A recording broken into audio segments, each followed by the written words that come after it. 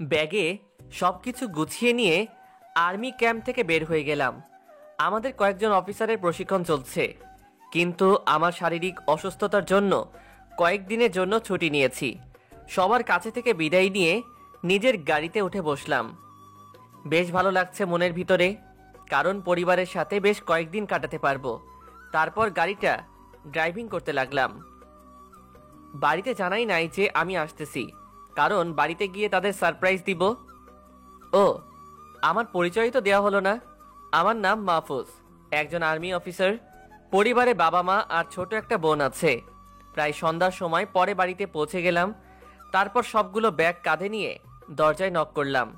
কিছুক্ষণ পর দরজা খুলে দিল। সামনেই দেখলাম তাসফি দাঁড়িয়ে আছে। তাসফি আমার ছোট বোনের নাম। আমাকে দেখতে পেয়েই খুশিতে জড়িয়ে ধরে কান্না করে দিল। এই পাগলি, কাঁদছিস কেন? ভাইয়া, তুই জানিস না যে আমি কতটা খুশি হয়েছি। তুই হঠাৎ করে বাড়িতে এসে এমনভাবে সারপ্রাইজ দিবি, সেটা আমি ভাবতেই পারি নাই। তাই খুশিতেই কান্না করে দিয়েছি। ওরে আমার পাগলি বোনটা রে, খুশিতে বলে কান্না করে দিয়েছে। আচ্ছা তাসফি, বাবা মা ঘরে আছে তো? হ্যাঁ রে ভাইয়া, সবাই ঘরে আছে। দুজন মিলে কত গল্প করতেছে। তোকে দেখলে সত্যি বাবা মা খুব খুশি হবে। আচ্ছা, এখন ভেতরে আয় আগে, আর বাবা মায়ের সাথে দেখা করে আয়। কাঁধ থেকে ব্যাগগুলো নামিয়ে রাখলাম। তারপর বাবা মায়ের ঘরের দিকে পা বাড়ালাম। আস্তে করে দরজাটা ফাঁকা করলাম। দেখি দুজনে বসে গল্প করছে। তখন রুমের ভিতরে ঢুকেই সালাম দিলাম। বাবা মা আমার দিকে তাকিয়ে প্রচন্ড খুশি হলো। মা দৌড়ে এসে আমাকে জড়িয়ে ধরলো। কিরে বাবা, কেমন আছিস তুই? তুই এভাবে আমাদেরকে না জানিয়ে চলে আসছিস কেন? জানিস, আমরা তোর কথাই এতক্ষণ ধরে আলোচনা করতেছিলাম। তারপর বাবা এসে আমাকে জড়িয়ে ধরে কান্না করতে লাগলো। আমি জানি যে এটা কারো দুঃখের কান্না নয়। সবাই আমাকে দেখে এত খুশি হয়েছে যে আনন্দে কান্না করে দিয়েছে। আচ্ছা, তোমরা এবার কান্নাকাটি থামাও তো। এত দূর থেকে আসলাম, কই খুশি হবে সেটা না হয়ে সবাই কান্না করছে। এবার কিন্তু আমিও কান্না করে দিব।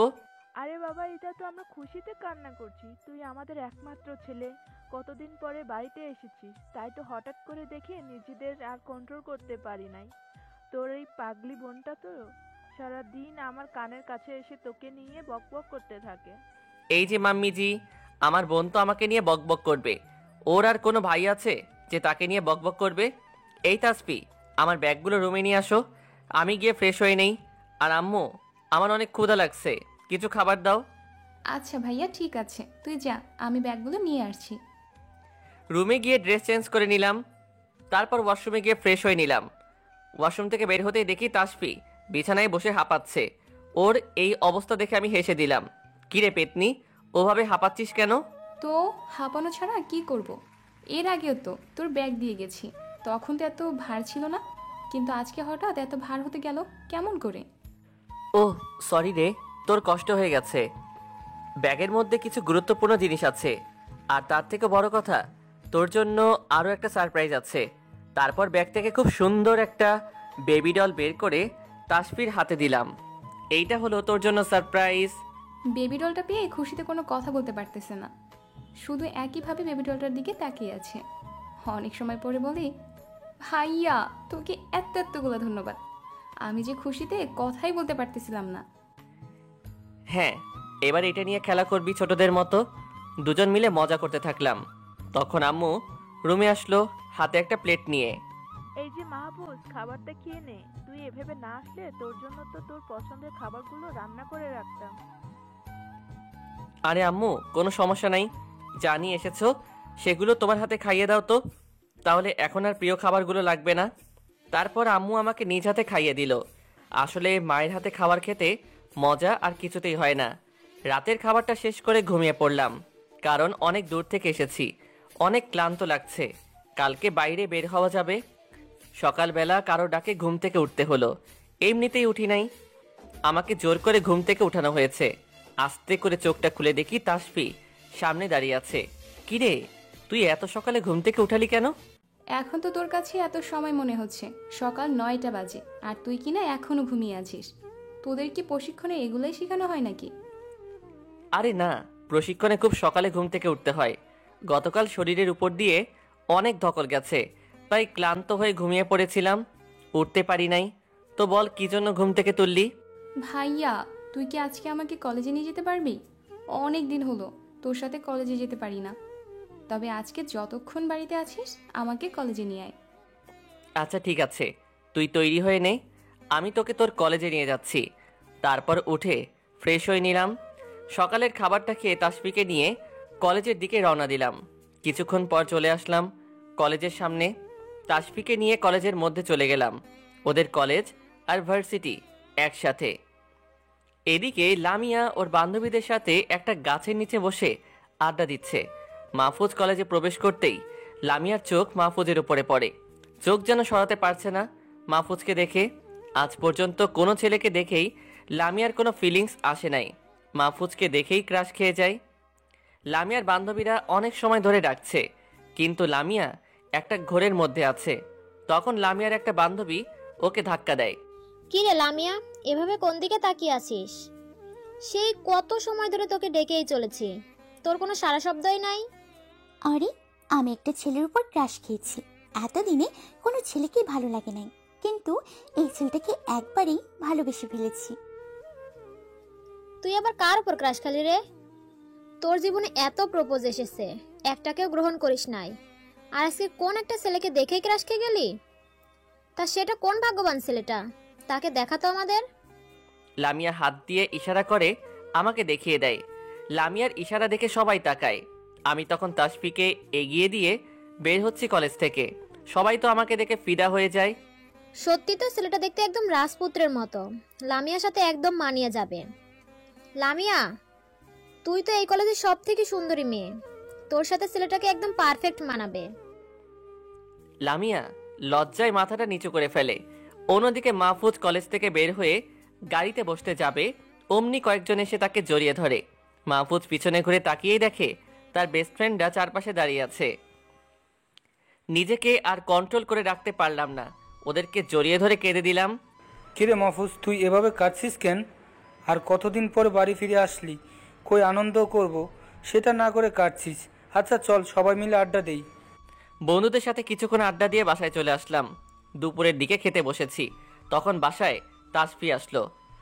ওকে দেখে মনে হলো মনটা ওর অনেক খারাপ, কাঁদছেও মনে হয়, চোখটা ফুটে আছে। কিরে তাসফি, তোর কি হয়েছে রে? তুই কাঁদছিস কেন? আমার সোনা বোনটা, তোর কি হয়েছে বল একবার। তুই এই টিফিনের সময় বাসায় চলে আসলি যে? ভাইয়া, বেশ কয়েকদিন ধরে কিছু ছেলে আমাকে ডিস্টার্ব করে। কলেজ থেকে বাসা আসার পথে আমাকে খারাপ খারাপ কথা বলে, আমাকে খারাপ ইঙ্গিত দেয়। আর জানিস ভাইয়া, আজকে আমার গায়ে হাত দেওয়ারও চেষ্টা করেছে। ওরা সবাই এলাকার বড়লোক বাবার ছেলে, তাই ওদেরকে কিছু বলার সাহস পায় না। অনেক মেয়েদের সাথেই এরকম করে। তাসফির কথাগুলো শুনে তো মাথাটা পুরো গরম হয়ে গেল। ভাবলাম যে বাড়িতে যে কয়টা দিন আছি একদম নিরিবিলি থাকবো, কিন্তু সেটা আর হলো না। আমার এই এলাকাতেও যে এত ইফটিজিং হচ্ছে এটা তো আমার জানা ছিল না। শয়তানগুলোকে আজকে শায়েস্তা না করলে একটাও ঠিক হবে না। এই তাসফি চল আমার সাথে, দেখি কোন কুকুরের বাচ্চাগুলো তোদেরকে ডিস্টার্ব করে। তাসফিকে নিয়ে কলেজের দিকে বের হয়ে গেলাম। কলেজ গেটের কাছে আসতেই দূর থেকে কয়েকটা ছেলে বলে উঠল, কিরে মেয়ে, এবার কাকে সাথে করে নিয়ে আসলি? তো রাজপুত্রকে নিয়ে আসলি নাকি? আয় কাছে এগিয়ে আয়, তোদের একটু আদর করে দেই। ছেলেগুলোর কথা শুনে ওদের কাছে চলে গেলাম। কি রে কুত্তারা, তোদের বাড়িতে কি নিজেদের বোন নাই নাকি? রাস্তার মেয়েদেরকে বিরক্ত করার সময় নিজের মা আর বোনের কথা মনে হয় না? কিরে ছোকরা, তুই আবার কই থেকে উঠে আসলি? ওরে, এই সাধু তো দেখি আমাদের জ্ঞান দেই। মায়াটা কি তোর বউ লাগে নাকি রে? তোর গায়ে এত জ্বালা কেন? ওদের কথা শুনে মাথাটা বিগড়ে গেল। যে ছেলেটা এইসব কথাগুলো বলল তার তলপেট বরাবর মারলাম একটা লাথি, সাথে সাথে কয়েক হাত দূরে গিয়ে পড়ল। বাকি কয়েকজন আমাকে মারার জন্য এগিয়ে আসলো, ওদেরকেও ইচ্ছা মতো ধোলাই করলাম। সবাই মায়ের খেয়ে গড়াগড়ি করতে লাগলো। আরে কুত্তারা, এটা আমার বোন হয় বোন। আরে তোরা তো নেশা করে তোদের জ্ঞান হারিয়ে ফেলেছিস, তোরা আমাকে মাফ করে দিস। তোদেরকে এভাবে মারতে চাই না আমি, কিন্তু কি করব বল। আমার বোনের কান্না আমার সহ্য হয় না। যখন তাসফি বাসায় গিয়ে কেঁদে কেঁদে তোদের বিরুদ্ধে নালিশ করলো, তখন আমি আর সহ্য করতে পারি নাই। আরে আমার বোন মানে তো তোদেরও বোন। আমি একটা কথা বলে রাখছি, তোরা আজ থেকে কোনো মেয়ের সাথে খারাপ ব্যবহার করবি না, তা না হলে আমার থেকে খারাপ আর কেউ হবে না। কলেজের চারদিকে লোকজন এসে জড়ো হয়ে গেছে। মাহফুজের কথাগুলো শেষ হতেই সবাই একসাথে তালি দিয়ে ওঠে। সবাই মাহফুজকে ধন্যবাদ জানায়, কারণ এই ছেলেগুলো হলো এলাকার প্রভাবশালী বাবাদের ছেলে। তাদের উপরে কথা বলার মতো কেউ ছিল না।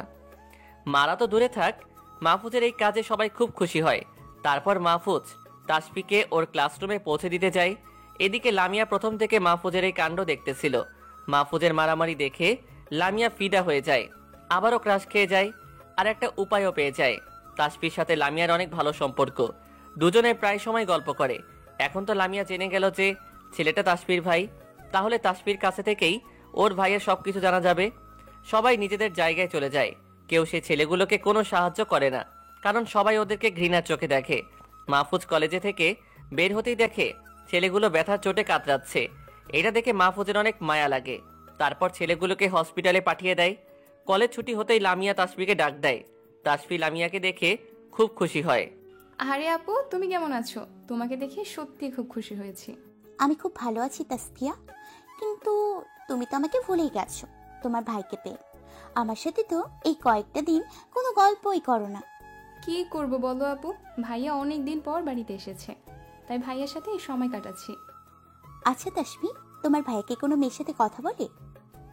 কি ব্যাপার লামিয়া আপু, তুমি হঠাৎ আমার ভাইয়ের সম্পর্কে জানতে চাচ্ছ কেন বলো তো? তাও আবার কোনো মেয়ের সাথে কথা বলে কিনা সেটা জানতে চাচ্ছ? কুছ তো গড়বড় হে মেরি লামিয়া আপু। আরে তাসফি, কি যে বলো না তুমি। শোনো, তোমার ভাই যখন ওই অসভ্য ছেলেগুলোকে মারতেছিল তখন আমি সবকিছু দেখেছিলাম। এই পর্যন্ত কেউ ওদেরকে মারার সাহস করতে পারেনি, কিন্তু তোমার ভাই ওদেরকে যেভাবে শাস্তি দিল সেটা দেখেই তো আমি অবাক হয়ে গিয়েছি। যাক, তাহলে এতদিন পর একজনকে তো দেখতে পারলাম যে অন্যায়ের প্রতিবাদ করলো। এই কারণেই তোমার ভাইকে আমার খুব ভালো লেগেছে। উফ লামিয়া আপু, তোমার কথাটা হলো না। আমার ভাইয়াকে তোমার ভালো লেগেছে এইটা না বলে বলো যে ভাইয়াকে তুমি ভালোবেসে ফেলেছো, তাহলে তো ভালো হতো। তুমি হলে আমাদের কলেজের সবচেয়ে সুন্দরী মেয়ে, আর আমার ভাইয়াকেও তো একদম রাজপুত্রের মতো দেখতে। তো ভাইয়ার তোমাকে তো একদম পারফেক্ট বানাবে। তাসফির কথায় খুব লজ্জা পেলাম, কারণ তাসফি তো ঠিকই বলেছে, আমি ওর ভাইকে ভালোবেসে ফেলেছি। কিন্তু বলা তো যাবে না, আগে সবকিছু শুনে নিই ওর থেকে। আচ্ছা তাসফি, তোমার ভাইয়ের নাম কি? আমার ভাইয়ের নাম হলো মাহফুজ। নামটা অনেক সুন্দর, তোমার সাথে অনেক মানাবে, লামিয়া আর মাহফুজ। তাসফি, তুমি কিন্তু দিন দিন অনেক দুষ্টু হয়ে যাচ্ছ। আচ্ছা, তোমার ভাই এখন কি করে, পড়াশোনা নাকি চাকরি? আমার ভাইয়া এখন অনেক ভালো একটা চাকরি করে আর ভালো পজিশনেও আছে, কিন্তু এটা কথাটা সিক্রেট, তোমাকে আমি বলবো না। হ্যাঁ, আবার বলতে পারি যদি তুমি বলো যে তুমি ভাইয়াকে ভালোবেসে ফেলেছো। এই তাসফি, মার লাগাবো কিন্তু এখন। তোমার ভাইয়ার সম্পর্কে একটু জানতে চেয়েছি, এখন বলছো কি না ভালোবেসে ফেলেছি আমি? আরে আপু, তোমার চোখের ভাষা আমি বুঝতে পারছি। আমার ভাইয়াকে তুমি প্রথম দেখাতেই ভালোবেসে ফেলেছো, আর এখন স্বীকার করতে চাচ্ছ না। এভাবে করলে কি করে হবে বলো? তবে তুমি ভালোবাসো সেটা আমি বুঝতে পারছি। আচ্ছা, তোমাকে এখন বলতে হবে না, তুমি পরে বললেও হবে। হ্যাঁ হয়েছে, তুমি অনেক বড় হয়ে গেছো সেটা বুঝতে পেরেছি। এখন বাসায় যাও, নয়তো তোমার মা বাবা আর তোমার ওই ভালো ভাইটা চিন্তা করবে। আর যদি তোমাকে না পেয়ে এখানে এসে দেখে যে আমার সাথে বসে আছো, তাহলে ওই ছেলেগুলোর মতো আমাকেও মেরে আলু ভর্তা বানিয়ে দেবে। মন থেকে মাহফুজের কথা সরাতেই পারছি না। এতদিন কত ছেলেকেই দেখেছি, কত ছেলে বিয়ের প্রস্তাব, প্রেমের প্রস্তাব নিয়ে এসছে, কিন্তু কাউকে আমার মনের মতো করে খুঁজে পাইনি। আর আজকে মাহফুজকে দেখেই ফিদা হয়ে গেলাম, ভালোবেসে ফেলেছি ওকে।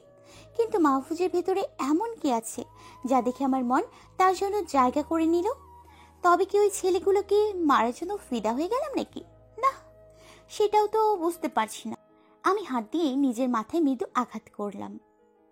লামিয়া রে, তুই তুই তো দেখছি পাগল হয়ে যাবি অকালে। তুই তো দেখি প্রেমের জালে ফেসে গেছিস। তবে এরকম ভালো একটা ছেলের প্রেমে পড়লে কোনো সমস্যা নেই।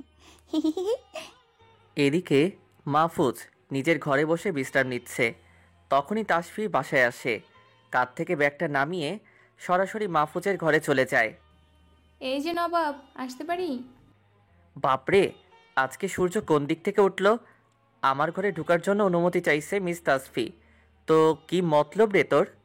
আমার আবার কি মতলব থাকবে রে বগা? আমাকে কি আসতে বলবি না নাকি চলে যাব? না থাক, আর যাওয়া লাগবে না। আয়, তুই ভিতরে আয়। ভাইয়া তুই ল্যাপটপে এত কি কাজ করিস রে? পাগলি রে, আমাকে তো একটু কাজ করতেই হয়। আমার ফ্রেন্ডের সাথে কথা বলি, আর আমাদের অফিসের কিছু ফাইল আছে, সেগুলোর কাজ করছি। এখন তো আমি ফ্রি আছি, তাই ভাবলাম কাজগুলো আমি নিজেই কমপ্লিট করে রেখে দেই। আচ্ছা, তোর কলেজের কি খবর? আবার কেউ কোনো খারাপ কাজ করছে না তো? আরে এখন আর কি খারাপ কাজ করবে? তুই যেভাবে ছেলেগুলোকে মেরেছিস আর ওয়ার্নিং দিয়ে এসেছিস, আর কেউ খারাপ কাজ করার সাহসই পাবে না। তবে হ্যাঁ, তোর একটা কাজ দেখে আমার হাসি পাচ্ছে, আবার সাথে ভালো লাগছে। তুই ওদেরকে মেরে মাটিতে শুয়ে দিয়ে আবার নিজেই হাসপাতালে নিয়ে গেছিস। কি করব বল, তোর ইফটিজিংয়ের কথাটা শুনে মাথা একেবারে গরম হয়ে গিয়েছিল। তারপরেও ওদের কাছে গিয়ে ভদ্রভাবে কথাগুলো বললাম, কিন্তু ওরা আবার উল্টাপাল্টা কথা শুরু করে দিল। তাই তো ওদেরকে মারতে হলো। কিন্তু পরে দেখলাম যে ওদেরকে কেউ সাহায্য করে নাই, সবাই ব্যথায় কাতরাচ্ছে। তখন ওদের জন্য মায়া হলো, মনে হয় একটু বেশি মারা হয়ে গেছে, তাই সবাইকে হসপিটালে অ্যাডমিট করে দিয়েছি। হ্যাঁ ভাইয়া, ঠিক কাজই করেছিস। যতই ওরা খারাপ কাজ করুক, তবুও মানুষ তো। তাই ভাইয়া ওদের এখন কেমন অবস্থা জানিস নাকি? না রে, তাসফি জানা হয় নাই সেটা। দেখো, ডক্টরের কাছে ফোন করে জেনে নেই সবার কেমন অবস্থা। তারপর পকেট থেকে ফোনটা বের করে ডক্টরকে ফোন করলাম। হ্যালো ডক্টর, ওই ছেলেগুলো কেমন আছে এখন? ও মাহফুজ সাহেব, ওই ছেলেগুলোর অবস্থা তো আগের থেকে ভালো ছিল, কিন্তু ওদের বাবা মারা এসে সবাইকে নিয়ে চলে গেছে। মাহফুজ সাহেব, আপনি একটা ভুল কাজ করে ফেলেছেন। এরা সবাই কিন্তু শহরের নামকরা লোকদের ছেলে ফেলে, ওদের উপরে কথা বলার মতো সাহস কেউ পায় না। আর আপনি তো সরাসরি ওদেরকে মেরেই বসেছেন। ওদের বাবারা তো আপনার উপরে অনেক রেগে আছে, জানি না আপনাকে কি করবে। তবে এটা শুনেছি আপনার বোনের জন্য ওদের মেরেছেন, কিন্তু ছেলেগুলো একটাও ভালো না। আপনার বোনকে সেফ রাখবেন, নয়তো আপনার বোনের সাথে কিছু একটা অঘটন করে ফেলতে পারে। আপনার বোন মানে তো আমার মেয়ে, আর আমার নিজেরও এরকম ছোট একটা মেয়ে আছে, তাই একটু ভয় করছে আর কি। আরে ডক্টর সাহেব, আপনি ওসব নিয়ে কোনো চিন্তা করবেন না। আমার পরিচয় তো আপনাকে বলেই দিয়েছি। আর জানেনই তো আমরা অন্যায়ের বিরুদ্ধে কেমন করে যুদ্ধ করি। এখন থেকে এই এলাকার সব মেয়েরাই নিরাপদ থাকবে, সেই ব্যবস্থা আমি করব। আপনি নিশ্চিন্তে থাকতে পারেন। তারপর ফোনটা কেটে দিলাম। ভাইয়া ডক্টর কি বললো রে? ওদের অবস্থা এখন আগের থেকে ভালো, কিন্তু সুস্থ হওয়ার আগেই ওদের বাবারা এসে ওদেরকে নিয়ে গেছে। আচ্ছা, এখন রুমে গিয়ে বিশ্রাম করো, ওসব পরে দেখা যাবে।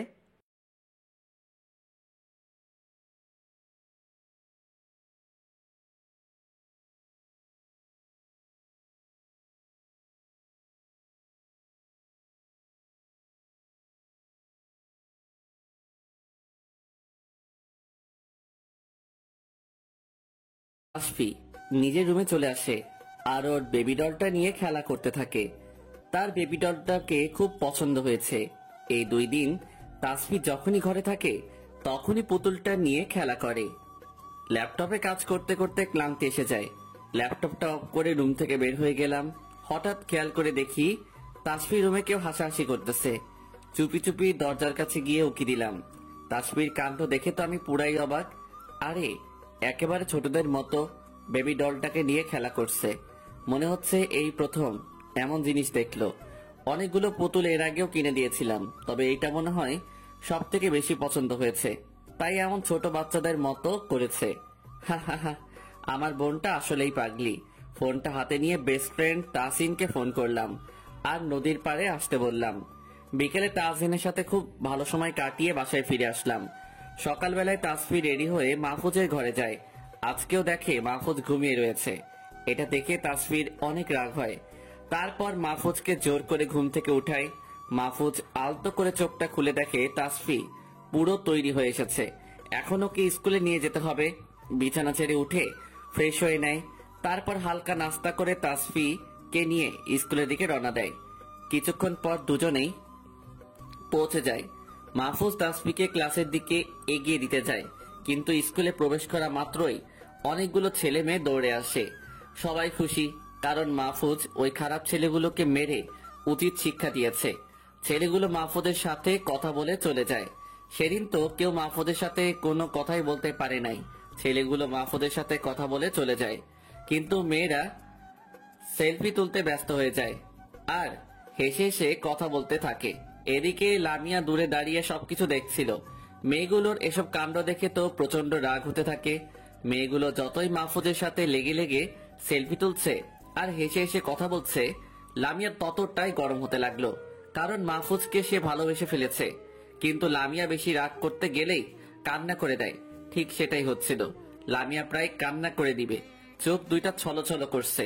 তাসফি লামিয়ার এই কাণ্ডটা খেয়াল করে আর দেখে লামিয়া প্রায় কান্না করে দিবে এমন ভাব।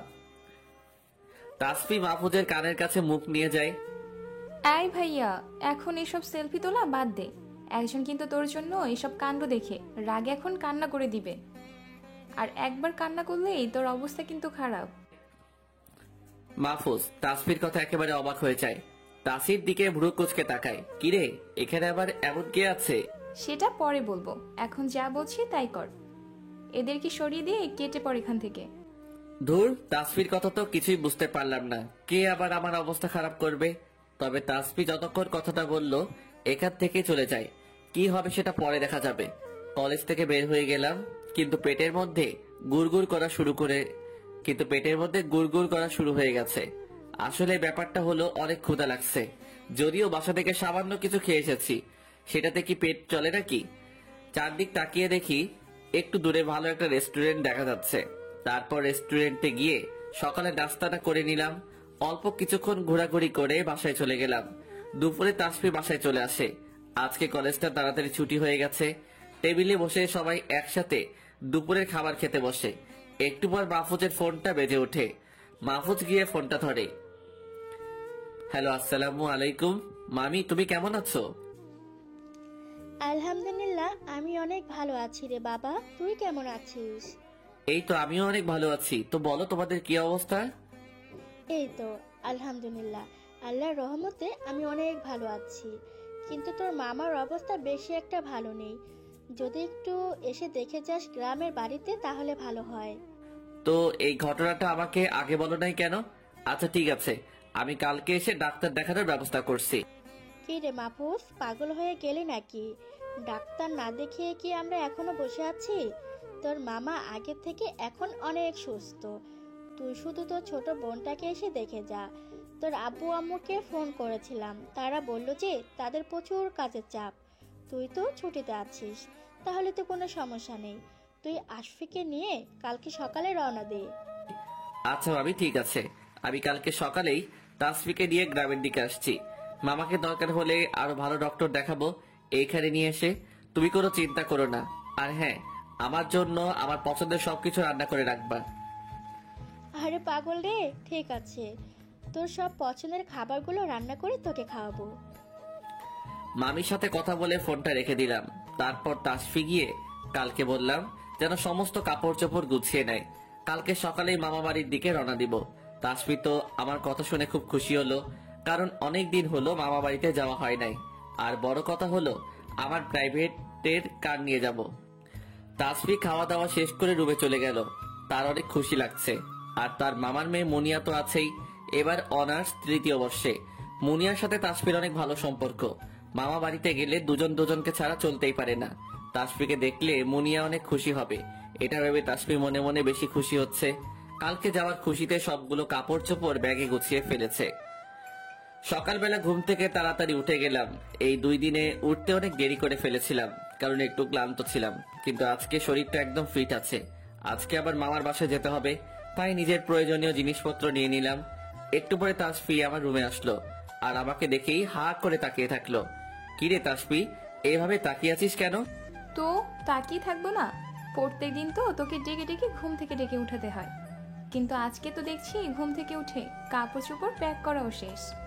আরে আমার পাগলি বোনটা রে, আমাদের প্রত্যেক দিন অনেক সকাল করে উঠতে হয়। কিন্তু এই 2 দিন কি জন্য যে ঘুমিয়েছিলাম।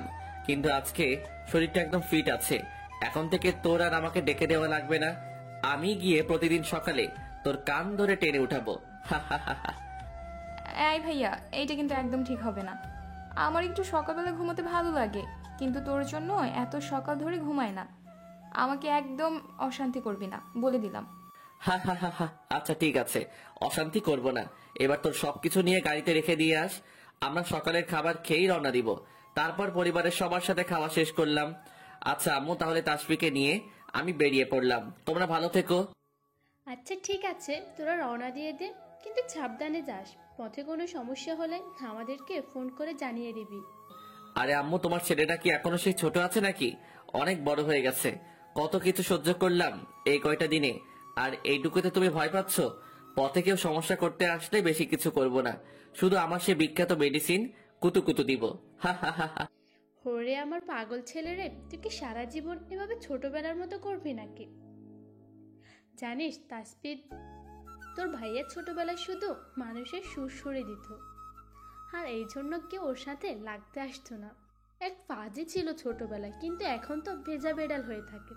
কবে যে এই বজ্জারটা একটা বউ নিয়ে আসবে এই বাড়িতে, আর আমার কথা বলার জন্য মানুষ হবে, সেটা আল্লাহই জানে। আম্মু, তুমি আবার শুরু করলে এসব? আমি তো এখনো বড় হই নাই। যখন বড় হব তখন লাল টুকটুকে একটা বউ নিয়ে আসবো। কি ভাইয়া, তুই কি বললি? তুই বড় হোস নাই? তোর জন্য তো আমার ভাবিরে আগে থেকেই তৈরি করে রেখেছি, শুধু সময় মতো তোর হাতে ধরিয়ে দিব। আমার ভাবিটাও তোকে অনেক পছন্দ করে, কিন্তু তোকে এখনো বলতে পারে নাই। একদম মাইর লাগাবো একটা ফাজিল কোথাকার। এখন চল গাড়িতে গিয়ে বস। তারপর দুজন মিলে গাড়িতে গিয়ে বসলাম। যাওয়ার আগে একবার জিনিসপত্রগুলো দেখে নিলাম। হ্যাঁ, সবকিছু ঠিক আছে। তারপর গাড়িটা স্টার্ট দিলাম। বাবা মাকে বিদায় দিয়ে চলতে শুরু করলাম। আমারও অনেক ভালো লাগতে লাগলো, তবে মামার জন্য একটু খারাপও লাগছে। পুরো রাস্তা দুজনে মজা করতে করতে গেলাম। আসরের আজানের সময় মামার বাড়িতে পৌঁছে গেলাম।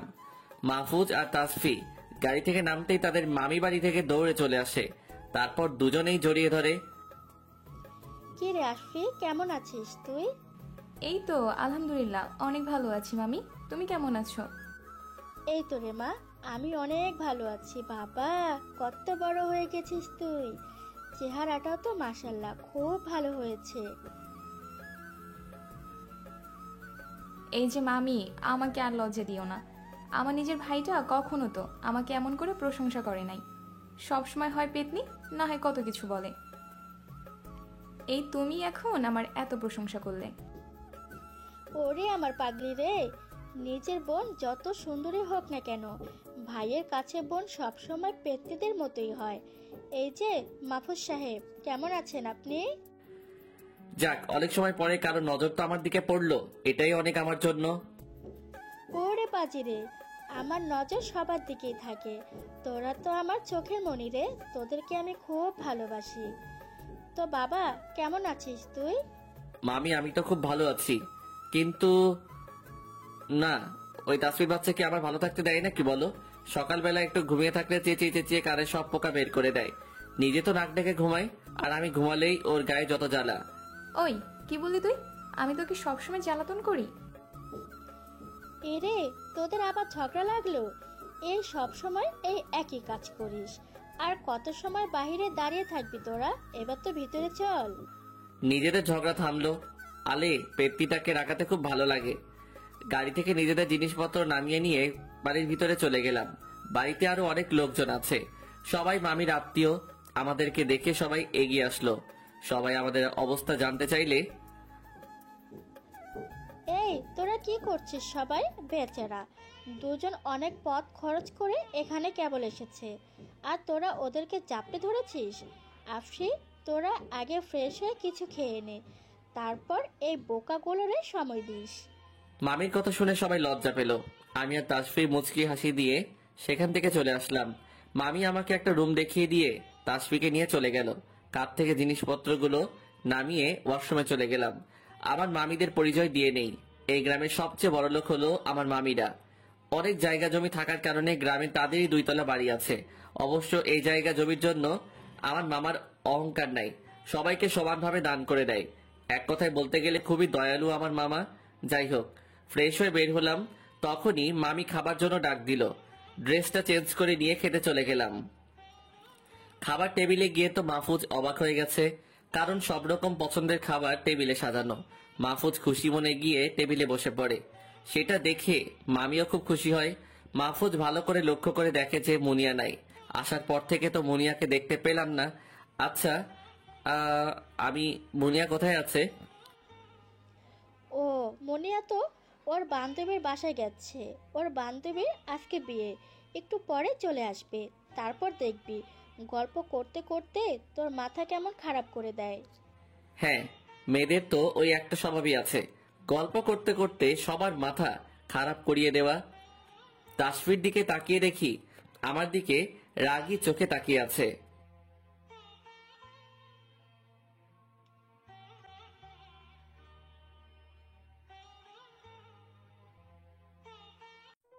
ওহ, মনিয়া তো ওর বান্ধবীর বাসায় গেছে। ওর বান্ধবীর আজকে বিয়ে, একটু পরে চলে আসবে।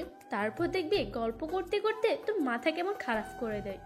হ্যাঁ, মেয়েদের তো ওই একটা স্বভাবই আছে, গল্প করতে করতে সবার মাথা খারাপ করিয়ে দেওয়া। আর ওই মনিয়া পিচিটারও একই কাহিনী। তাসফির দিকে তাকিয়ে দেখি আমার দিকে রাগী চোখে তাকিয়ে আছে। এই রে, কাম সারছে।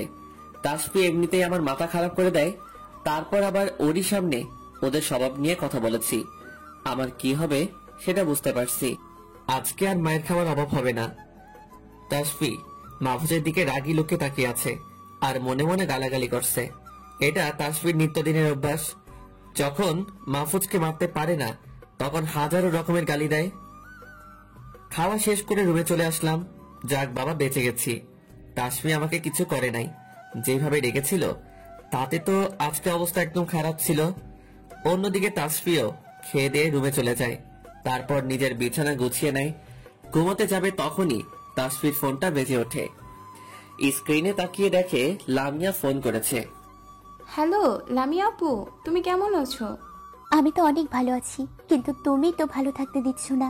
আজকে কলেজ টাইমের লাস্ট পর্যন্ত তোমার জন্য ওয়েট করেছি, কিন্তু আজকে আসলেই না। তোমার সাথে প্রত্যেক দিন আমি একটু গল্প করি, সেটা আজকে মাটি করে দিলে। তো তোমার কি হয়েছে একটু বলবে তো? এই রে আপু, সরি, তোমাকে কথাটা বলতে একদমই ভুলে গেছি। আমি আজকে গ্রামে আমার মামার বাসায় এসেছি। গতকাল মামি ফোন করে বলল যে তোর মামা অসুস্থ, তাই মামাকে দেখতে চলে আসছি। সরি, তোমাকে বলতে ভুলে গেছি। না সমস্যা নেই, সেটা ঠিক আছে। তো তোমরা কবে ফিরবে গ্রাম থেকে? তোমাকে অনেক মিস করতেছি। এই যে লামিয়া আপু, একদম মিথ্যা কথা বলবে না। তুমি যে কাকে মিস করতেছো সেটা খুব ভালো করেই আমি জানি। তুমি কি আমাকে বোকা পেয়েছো নাকি? সেদিন ভাইয়া যখন ওই আপুদের সাথে সেলফি তুলছিল তখন তো তুমি রাগে প্রায় কেঁদেই দিয়েছিলে। আমি তোমার চোখের দিকে তাকিয়ে সব বুঝে গেছি। এত ভালো ছেলেরা তোমাকে প্রপোজ করলো, একটাও গ্রহণ করলে না। আর আমার ভাইয়াকে একবার দেখি তুমি তার ব্যাপারে জানতে চাইলে। আমাকে একেবারে পিচ্চি ভেবেছো? হ্যাঁ, তুমি তো অনেক বড় হয়ে গেছো, তাই না? আমি এত ছেলেদেরকে রিজেক্ট করে দিয়েছি কারণ তাদের একটা কেউ আমার পছন্দ হয়নি। আমি তো বললামই যে তোমার ভাইয়াকে সেদিন সবারই ভালো লেগেছিল। তোমার ভাইয়া ওই খারাপ ছেলেগুলোকে মেরেছিল, সেদিন আমার খুব ভালো লেগেছিল। ওই জন্য তোমার কাছে থেকে তোমার ভাইয়ের সম্পর্কে জানতে চাইলাম। লামিয়া আপু, তুমি সত্যি করে বলো তো, আমার ভাইকে তুমি পছন্দ করো না? তাসফি, তুমিও না শুধু বেশি বেশি বলো। বলেই ফোনটা কেটে দিল। তাসফি মনে মনে হেসে দেয়, কারণ সে জানে যে লামিয়া আপু মাহফুজকে অনেক ভালোবাসে। কারণ সেদিন কলেজের থেকে লামিয়ার চোখ দেখে বুঝে গিয়েছিল। এসব কথা ভাবতে ভাবতেই মুনিয়া ঘরে চলে আসে। তাসফি মুনিয়াকে দেখে জড়িয়ে ধরে বলল, হারে আপু, তুমি কেমন আছো? আমি অনেক ভালো আছি তাপসি। সত্যি তোমাকে এতদিন পরে দেখে আমার অনেক ভালো লাগলো। আমি খুব খুশি হয়েছি, তোমার সাথে অনেক মজা করতে পারবো। আচ্ছা তাপসি, মাহবুজ ভাই আসে নাই? হ্যাঁ, বলরটা এসেছে তো। প্রায় সারাদিন ড্রাইভিং করে মনে হয় ক্লান্ত হয়ে পড়েছে। রুমে গিয়ে দেখো, হয়তো ঘুমিয়ে পড়েছে। আজকে খাওয়ার সময় আমাদের দুজনকে অনেক অপমান করেছে। কালকে সকালে আসতে দাও, আমরা দুজন মিলে ওর অবস্থা একদম 12টা বাজাবো। আরে সারো তো তাপসি, ভাইয়া মনে হয় আমাদের সাথে মজা করছে। এতে তুমি এত খেপে যাচ্ছ কেন? ওই বান্দরটা মজা করলে কি আমি এত রেগে যেতাম নাকি? আমাদের মেয়েদের ব্যাপারে অনেক অনেক কথা বলেছে। শয়তানটা বলে যে আমরা নাকি সারাদিন ধরে গল্পই করতে থাকি, আর ওরা সেটা শুনে পাগল হয়ে যায়। মুনিয়া তাসফির কথা শুনে হেসে দেয়। তাসফির মুখের দিকে তাকিয়ে দেখে ওর রাগ হয়ে গেছে। রাগ করা মুখটা দেখতে অনেক ভালো লাগছে। তারপর তাসফি অনেক বুঝিয়ে শুনিয়ে শান্ত করে বিছানা ঠিক করে গল্প করতে করতে ঘুমিয়ে যায়। ফজরের আজান শুনে ঘুমটা ভেঙে গেল। তারপর ফ্রেশ হয়ে অজু করে নামাজটা আদায় করে নিলাম। তখনই মনে পড়ল যে মামার সাথে দেখা করা হয় নাই। কালকে এত জার্নি করে এসে অনেক ক্লান্ত হয়ে গিয়েছিলাম, তাই আসল কাজটাই করা হয় নাই। আসছি মামাকে দেখতে, কিন্তু তাকে দেখা হলো না। তাড়াতাড়ি করে মামার রুমে চলে গেলাম। দরজার বাইরে থেকে শুনি মামা মামি ভিতরে গল্প করছে। এই যে মামি, ভিতরে আসতে পারি? আরে মাহফুজ, ভিতরে আয়। এতে আবার অনুমতি নেওয়ার দরকার আছে নাকি? মামার বাড়িতে আসছিস, রুমে চলে আসবি, পাগল। সবই ঠিক আছে মামি, কিন্তু তোমাদের নিজেদের তো কিছু প্রাইভেসি আছে, তাই না? আমি এভাবে হুট করে চলে আসলে তো অনেক খারাপ দেখায়। আচ্ছা হয়েছে, তোর আর খারাপ দেখানো লাগবে না। হাই, ভিতরে আয়। তো বল, কি বলবি? কি আর বলবো, দুঃখের কথা। আসছি হলো মামাকে দেখতে, কিন্তু কালকে সারাদিন রাস্তায় জার্নি করার পরে এতটাই ক্লান্ত হয়ে পড়েছিলাম যে মামার সাথে দেখা করার কথা মনেই ছিল না। এখন সকালে উঠে নামাজটা পড়ে মামার কথা মনে হলো, তাই তো ছুটে চলে আসলাম। আচ্ছা ঠিক আছে, তোরা দুজনে বসে কথা বল, আমি তোদের জন্য নাস্তা রেডি করি। আমাদেরকে রেখে মামি চলে গেল নাস্তা তৈরি করতে, আর আমি মামার সাথে কথা বলতে লাগলাম। মামার এখন শরীরের অবস্থা অনেকটাই ভালো। বেশ কয়েকদিন যাবত কিছুই খেতে পারতো না। মামা শুধু তার একমাত্র মেয়ে মুনিয়া চিন্তা করে, কিন্তু আমি বুঝি না যে ওই পিচিটার জন্য এত চিন্তা করা লাগবে কেন। আসলে মুনিয়াকে পিচ্চি বললেও সে এখন অনার্স 3য় বর্ষে পড়ে। সো বুঝতেই তো পারছেন যে কতটা ছোট মুনিয়া। মামার সাথে কথা বলা শেষ করে পেতনি দুইটার খোঁজ করতে লাগলাম, মানে মুনিয়া আর তাসবির খোঁজ করতে লাগলাম। এখানে আসলে ওদের দুইটাকে এই নাম ছাড়া ডাকি না। ওদের রুমে দরজায় গিয়ে দেখলাম দরজাটা খোলা আছে। আচ্ছা মামি, পেতনি দুইটার ঘরের দরজা ফাঁক কেন? ও, ওদেরকে একটু আগে ডাকতে গিয়েছিলাম, কিন্তু একটাও ঘুম থেকে উঠলো না। মুনিয়া দরজাটা খুলে দিয়ে আবার ঘুমিয়ে পড়লো। এখানে আসলে যে ওদের এত ঘুম কই থেকে আসে সেটা আমার মাথায় ঢুকে না। তুই দেখ ওদেরকে এটাকে তুলতে পারিস কি না। মামির কথা শুনে একটা বাঁকা হাসি দিলাম। হা হা হা, ওদেরকে তুলতে পারবো না মানে? প্রত্যেকবার যেমন করে ঘুম থেকে উঠাই, এবারও সেইভাবেই ঘুম থেকে উঠাবো। তারপর দরজাটা খুলেই ভিতরে চলে গেলাম। দুইটাকে 5 মিনিট ধরে অনেক ডাকাডাকি করলাম, কিন্তু দুইটাই একটু শব্দ করে উত্তর নিয়ে আবার ঘুমিয়ে গেল। রাতটা এবার আর কন্ট্রোল করতে পারলাম না। দুইটার দুই কান ধরে টান দিলাম, হালকাভাবে ধরলেও উঠল না। তখন জোরে করে দুইটার কান ধরে জোরে দিলাম টান। দুটাই ও মাগো বলে লাফিয়ে উঠল। ওরে ওরে, কোন হারামজাদারে এই কাজটা করেছে? আমাকে ছাড় বলছি, আমার ব্যথা লাগছে তো। এই তো আমি হারামজাদা তোর কান ধরেছি, এবার তো কানটা ছিঁড়ে তারপর থামবো আমি? ঘুম থেকে না উঠে মরার মতো পড়ে আছিস। ভাইয়া, এটা কিন্তু তুমি একদমই ভালো করছো না। আমার সুন্দর কানটা তুমি এভাবে ধরে রাখছো কেন? আমার ব্যথা লাগছে তো, ছেড়ে দাও। ওই মুনিয়া পেতনি, তোদের কানটাকে ছেড়ে দেওয়ার জন্য ধরেছি নাকি? সেই যে ঘুমাইছিস, এখন ওঠার নামগন্ধ নাই। এদিকে সূর্য প্রায় মাথার উপরে উঠতে চললো। আমার মামা তোর কথা ভেবে ভেবে অসুস্থ হয়ে যাচ্ছে, আর তুই কিনা ঘুমাচ্ছিস। এটা কি বলো তুমি ভাইয়া? বাবা তো এমনিতেই অসুস্থ হয়ে গেছে, বয়স হলে তো দুর্বল হয়ে পড়বেই। মুনিয়া কথাটা বলতে বলতে ভালো করে চোখ খুলে তারপর মাহফুজের দিকে তাকিয়ে চোখ থেকে সব ঘুম উড়ে যায়। কারণ মাহফুজকে দেখে মুনিয়া ক্রাশ খেয়ে যায়। এটা আর নতুন কিছু না, ছোটবেলা থেকেই মুনিয়া মাহফুজকে অনেক পছন্দ করে আর বয়সের সাথে সাথে ভালোবেসে ফেলে। কিন্তু কখনো মাহফুজকে বলতে পারে নাই, আর ভয় পেত যদি মাহফুজ এই ভাই বোনের সম্পর্ক নষ্ট করে দেয়। মাহফুজ মুনিয়াকে ধাক্কা দেয়। কিরে মুনিয়া, এমন হাঁ করে আমার দিকে তাকিয়েছিস কেন? তোদের কি আবারও কি কানমলা খাবার শখ হয়েছে নাকি? না না না, আর শখ নেই আমার কান মলা খাওয়ার। উঠতেছি তো আমরা। এই প্রত্যেকবার মামার বাড়িতে এসে আমাদেরকে এভাবে ঘুম থেকে জাগিয়ে তুলিস। তোর কি বাজে স্বভাবটা আর কোনোদিন দূর হবে না নাকি? না রে, তোরা তো দেখতেছি উঠতেছিস না। এবার আমি তোদেরকে। মাহফুজ কথাটা বলতেই দুজন ভয় পেয়ে উঠে দৌড়ে রুম থেকে বের হয়ে যায়। মাহফুজ ওদের কাণ্ড দেখে হাসতে থাকে, তারপর রান্নাঘরে চলে যায়। গিয়ে দেখে মামি রান্না করতে ব্যস্ত হয়ে পড়েছে। আস্তে করে মামির পিছনে গিয়ে দাঁড়ালাম। এই যে মামি, কি রান্না করতেছো তুমি? এত সুঘ্রাণ বের হয়েছে যে এক্ষুনি খেতে ইচ্ছে করছে।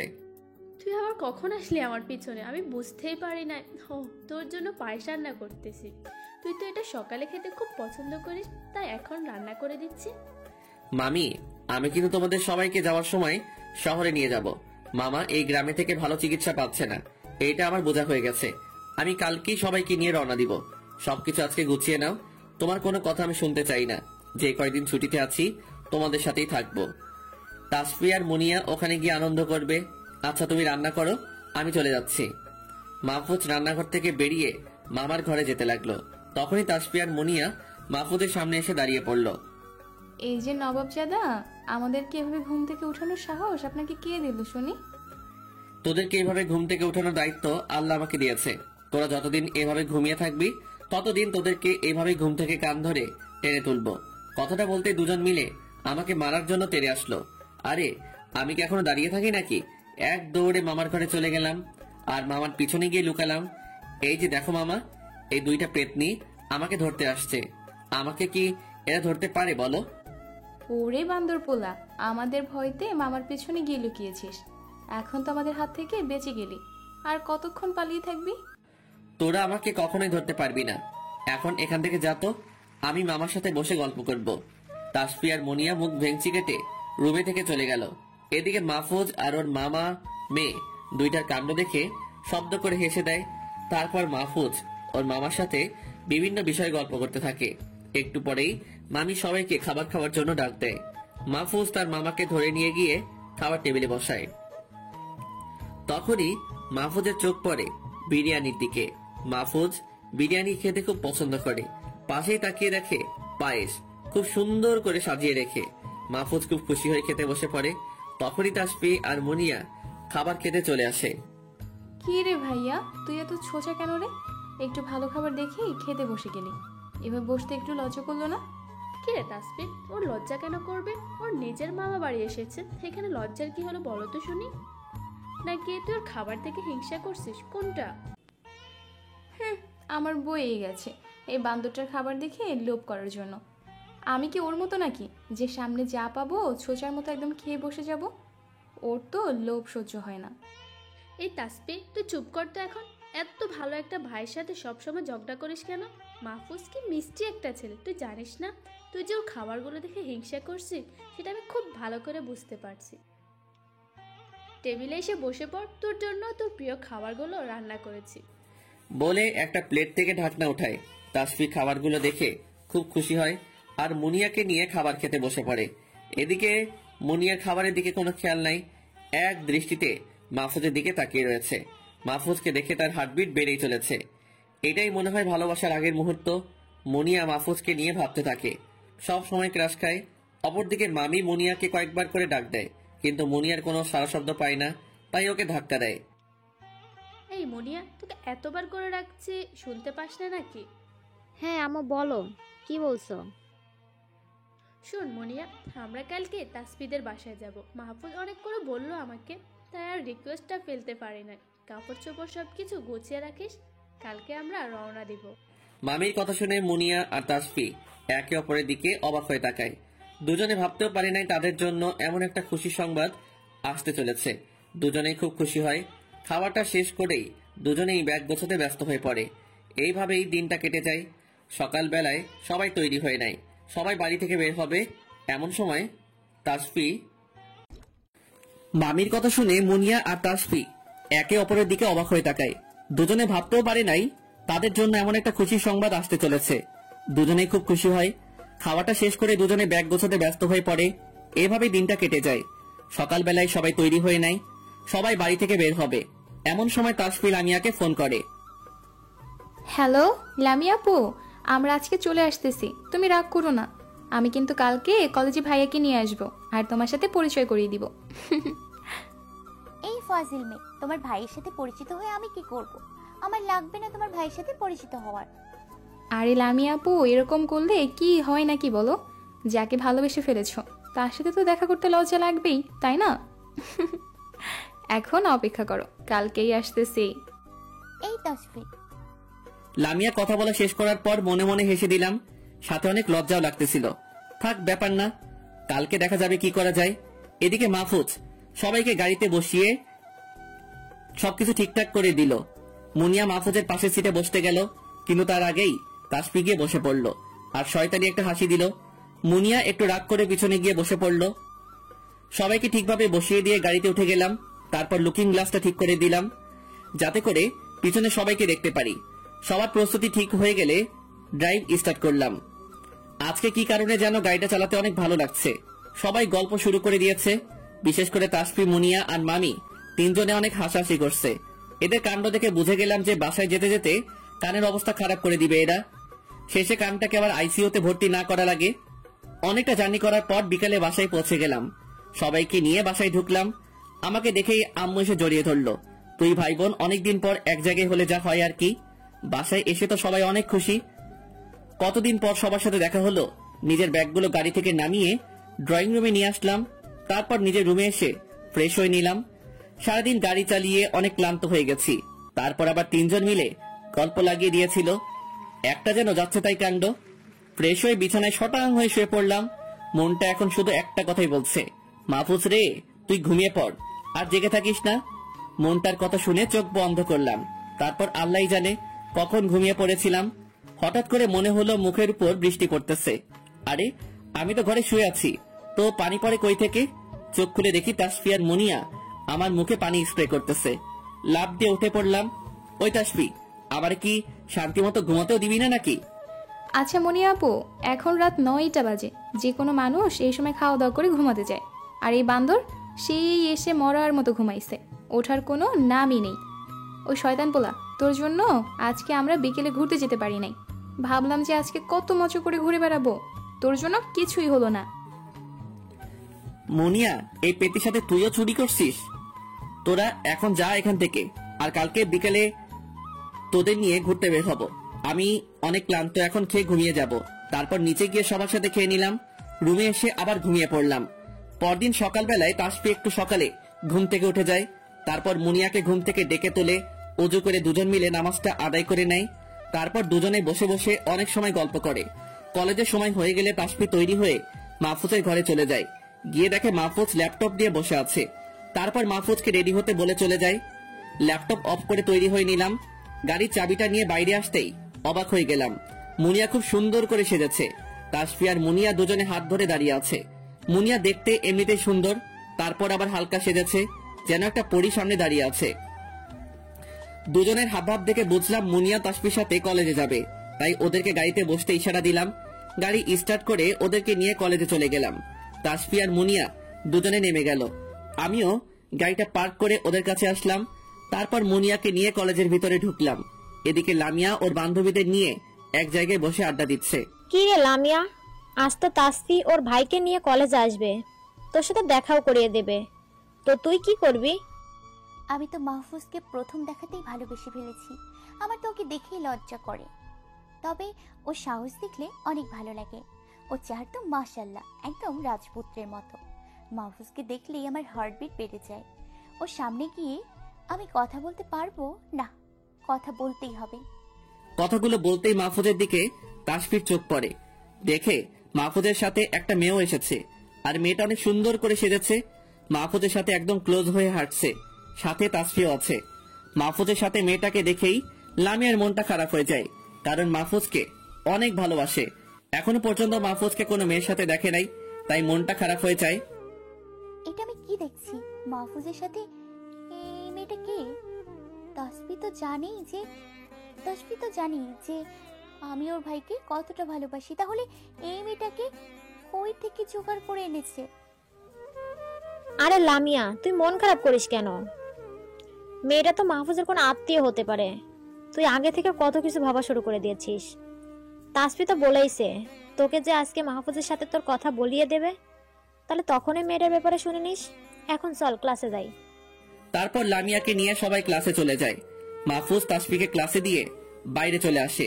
তারপর মুনিয়ার সাথে হাঁটতে থাকে। আমার তো তাসফির কলেজে অনেক পছন্দ হয়েছে। কলেজটা অনেক সুন্দর, সাথে তোকে অনেক পছন্দ করি আমি আর ভালোবাসি। এই কথাটা আস্তে করে বললো। এই মুনিয়া, কিছু বললি নাকি তুই? না, আমি আর কি বলবো, আমার বলার মতো কিছু আছে নাকি? এই শোন না, আমার অনেক ক্ষুধা লাগছে, চল একটা রেস্টুরেন্টে গিয়ে খেয়ে নি। আমি সকালে কিছু খাই নাই। এই তোদের কি আর কোনো কাজ নেই না নাকি?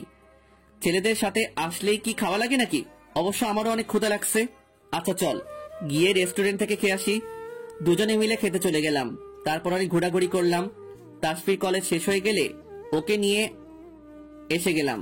গিয়ে দেখি তাসফি কয়েকটা মেয়ের সাথে বসে গল্প করছে। আমাকে দেখেই ডাক দিল, এই ভাইয়া, মুনিয়া আপুকে নিয়ে এদিকে আয়। তোদের সাথে আমার কিউট আপুটার পরিচয় করিয়ে দেই। তাসফির কথা শুনে ওদের কাছে চলে গেলাম। তাসফি আমাদের কাছে এসে দাঁড়ালো। কিরে তাসফি, কার সাথে পরিচয় করিয়ে দিবি? এই যে কিউট আপুটা বসে আছে তার সাথে। ভাইয়া, এই হলো লামিয়া আপু, এইবার অনার্স 3য় বর্ষে পড়ে। আমাদের কলেজে টপ সুন্দরী, যে কোনো ছেলে যে তাকে দেখে ফিদা হয়ে যায়। কত যে প্রপোজাল পেয়েছে সেটা মনে হয় নিজেও জানে না। তারপর মাহফুজের কানের কাছে গিয়ে বলে, ভাইয়া লামিয়া আপু তোকে ভালোবেসে ফেলেছে। তাসফির কথা শুনে ওর দিকে বড় বড় চোখ করে তাকিয়ে থাকলাম। কি বলে কি তাসফি? এই যে লামিয়া আপু, এইটা আমার মাহফুজ ভাই, এইটা হলো আমার মামাতো বোন মুনিয়া। গতকালই আমাদের বাসায় এসেছে। তাসফি লামিয়াকে মাহফুজের সামনে নিয়ে আসলো। এই যে লামিয়া আপু, এখন দুজন মিলে পরিচিত হও। লামিয়াকে দেখেই তো ফিদা হয়ে গেলাম। এটা যেন কোনো একটা হুট পড়িয়ে আমার সামনে দাঁড়িয়ে আছে। জান্নাত থেকে মনে হয় ভুল করে নেমে এসেছে। লামিয়ার দিকে হাত বাড়িয়ে দিলাম। হ্যালো লামিয়া, কেমন আছো তুমি? মাহফুজের দিকে হাঁ করে তাকিয়ে আছি। আজকে এত কাছে থেকে দেখতে পাচ্ছি, খুশির জন্য মুখ থেকে কোনো কথাই বের হচ্ছে না। লামিয়ার দিকে হাত বাড়িয়ে রেখেছি কিন্তু কোনো কথা বলছে না, এক দৃষ্টিতে আমার দিকে তাকিয়ে আছে।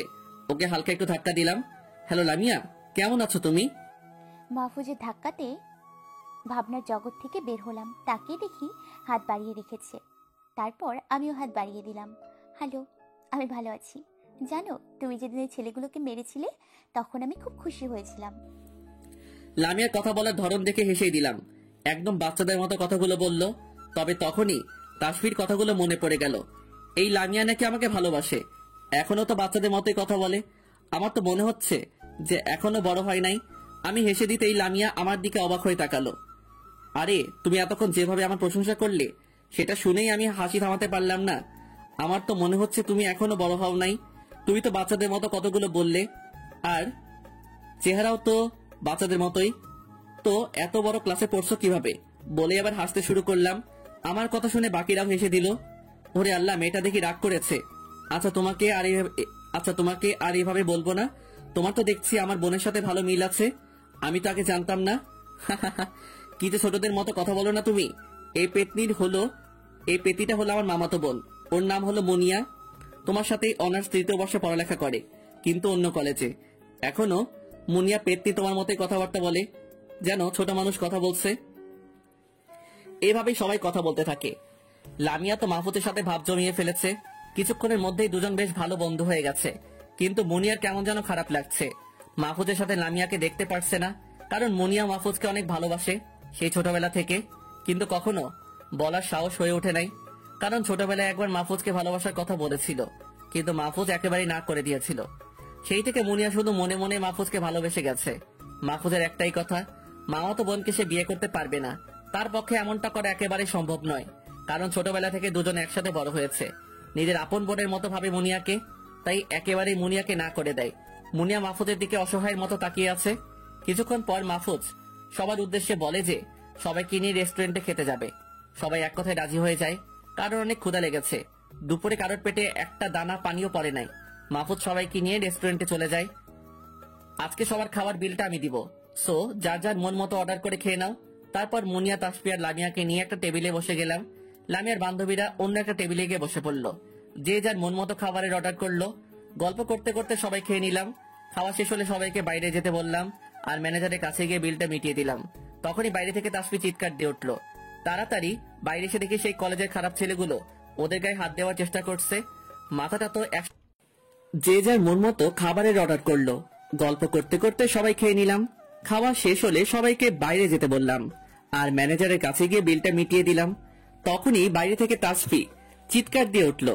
তাড়াতাড়ি বাইরে এসে দেখি সেই কলেজের খারাপ ছেলেগুলো ওদের গায়ে হাত দেওয়ার চেষ্টা করছে। মাথাটা তো 100-100 গরম হয়ে গেল। এক দৌড়ে তাসফির কাছে গেলাম। আমাকে দেখে একটা ছেলে গাড়ি থেকে নেমে হাসতে লাগলো। এই দেখ, তোরা আমাদের হিরো বাবু আসতেছে। আজকে তো হিরোকে এমন ভাবে মারবো যাতে জীবনে দু চোখ দিয়ে দেখতে না পারে। সেদিন তো হুট করে এসেই আমাদের আক্রমণ করে বসলি, তোর বোনের জন্য আমাদের এই অবস্থা করলি। তবে আয়, আজকে তোকে মেরে জমের বাড়ি পাঠানোর ব্যবস্থা করতেছি। না হলে আমার নাম জনি না, আর তোর সামনেই এর ইজ্জত করব। এখন তোর বোনের দিকে দেখ কেমন করে ইজ্জত নষ্ট করি। বলেই তাসফির শরীরের দিকে হাত বাড়াতে লাগলো। জনি কুত্তাটা কাণ্ড দেখে মুচকি হাসলাম। তাসফির পিছন থেকে গিয়ে খপ করে জনির হাতটা ধরে ফেললাম। ওই তাসফি, গোড়া সবাই পিছনে সরে যা। ওই কুত্তাগুলোর অবস্থা আজকে আমি খারাপ করে দিব, যাতে কোনো মেয়ের দিকেই আর তাকাতে না পারে। জনির বুকে সজোরে একটা লাথি মেরে দিলাম, সাথে সাথে দূরে ছুটে গিয়ে পড়ল। মাথায় আগুন ধরে গেছে আমার। আজকে ওদেরকেই আমি জমের বাড়িতে পাঠিয়ে ছাড়বো। মাহফুজ সব কয়টাকে ইচ্ছে মতো মারতে লাগলো। চারপাশে অনেক মানুষ এসে জমা হয়ে গেছে। মাহফুজ যেন একটা নেকড়ে হয়ে গেছে। জনির ছেলেগুলোকে তুলে তুলে আছাড় মারতে লাগলো। এদিকে তাসফি, লামিয়া আর মুনিয়া এক জায়গায় দাঁড়িয়ে আছে। মাহফুজের মারার ধরন দেখে বুঝে গেছে যে আজকে ওদের আর রক্ষা নাই। জনি উঠে গিয়ে মাহফুজকে মার্শাল আর্টের মাইট দেয়। সাথে সাথে মাহফুজ কয়েক হাত দূরে গিয়ে পড়ে। তাসফি ভাইয়া বলে চিৎকার দিয়ে ওঠে। হাতের ইশারা করে তাসফিকে চুপ করে থাকতে বললাম। না, এবার আমারও আসল ফাইট শুরু করে দিতে হবে। মার্শাল আর্টের ফাইট তো তাহলে জনির সাথে এবার করতেই হয়। জনি তো জানে না যে এই মাহফুজ কোন লেভেলের মার্শাল আর্ট আর্টিস্ট। মাটি থেকে উঠে জনির দিকে ঘিরেই মারামারি শুরু করে দিলাম। তাসফি আর মুনিয়া তো অবাক হয়ে গেছে, কারণ ওরা জানতো না যে মাহফুজ মার্শাল আর্ট জানে। দুজনে মাহফুজের দিকে অবাক হয়ে তাকিয়ে আছে। কিন্তু লামিয়া অনেক ভয় পাচ্ছে, কারণ সে এসব মারামারি দেখতে পারে না। তার অনেক ভয় করে। তাসফিকে জড়িয়ে ধরে দাঁড়িয়ে থাকে। এদিকে জনি সমানভাবে লড়াই করে যাচ্ছে। দুজনেই যেন বাঘের বাচ্চা। মাহফুজের দু চোখ রাগে লাল হয়ে যায়। এবার জনিকে আরো বেধরম ভাবে মারতে শুরু করে, কিন্তু এবারের মাইরগুলো জনি সহ্য করতে পারে না। মাটিতে ছুটে গিয়ে পড়ে। মাহফুজের রাগ একটু কমে না, জনিকে মারতেই থাকে। জনির নাক মুখ দিয়ে রক্ত বের হয়ে যায়। এটা দেখে তাসফি দৌড়ে গিয়ে মাহফুজকে জড়িয়ে ধরে, কিন্তু মাহফুজ কিছুতেই থামছে না।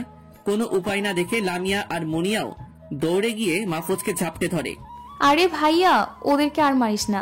দেখ, ওরা ভুল করে ফেলেছে। এবারের মতো ওদেরকে মাফ করে দে। জনিকে আর মারিস না, ছেলেটা তো মরে যাবে ভাইয়া। মাহফুজ, তুমি কি করছো? ছেলেটাকে ছেড়ে দাও। আর কিছুক্ষণ মারলে তো ছেলেটা দুনিয়া থেকে বিদায় নিয়ে নেবে। মাহফুজ, আমাদেরকে মেরো না, আমার ভুল হয়ে গেছে, প্লিজ আমাকে ক্ষমা করে দাও।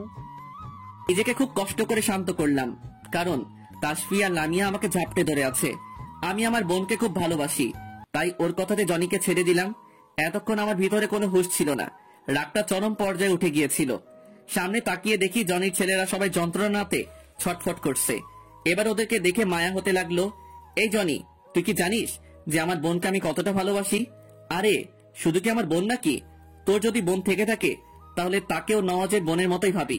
আর এটা তো তোর বোন, তাই না? তাহলে এভাবে ওদেরকে বিরক্ত করিস কেন? নিজের বোন ভেবে এখন থেকে সব মেয়েদেরকে সম্মান করবি। তারপর তাসফি আর লামিয়াকে নিয়ে চলে আসতে লাগলাম। চারপাশে যেসব লোকজন জড়ো হয়েছিল সবাই জনির প্রতি ঘৃণা করতে লাগলো।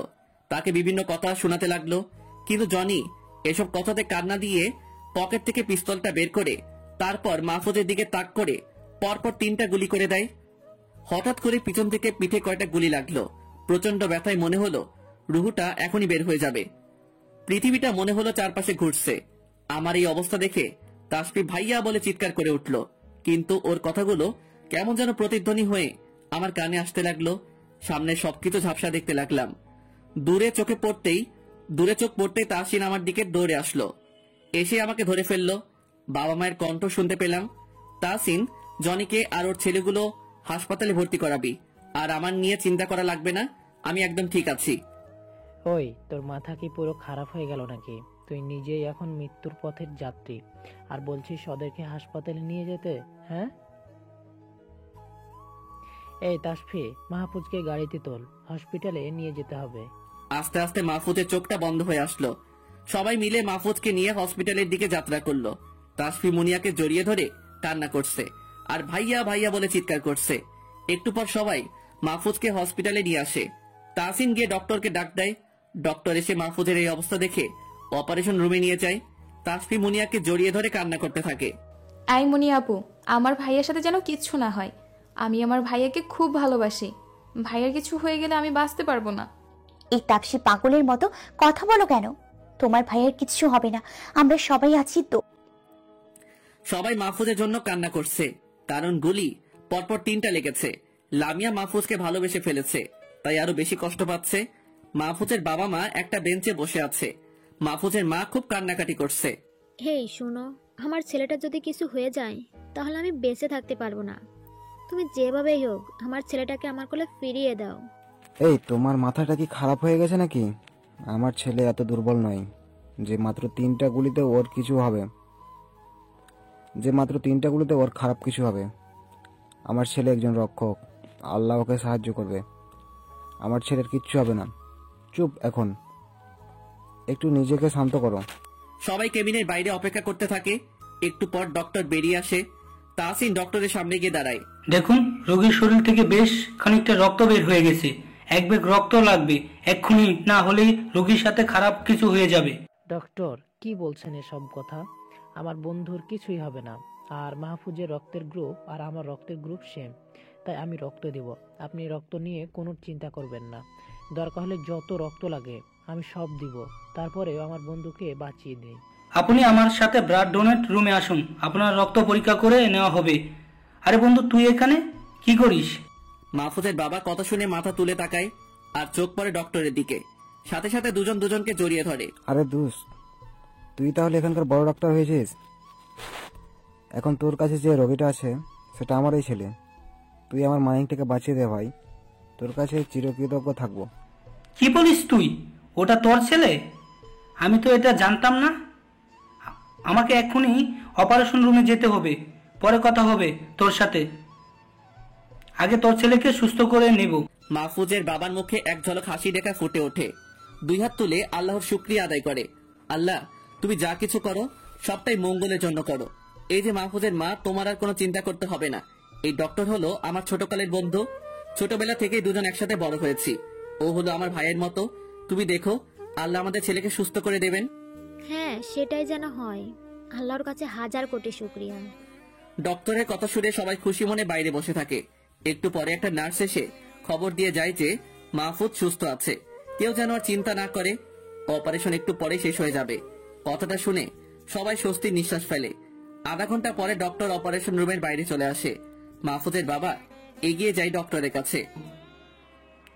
এই যে আমার বন্ধু, তোর ছেলে যে বন্ধু রক্ত দিয়েছে সে সত্যি ছেলেটা খুব ভালো।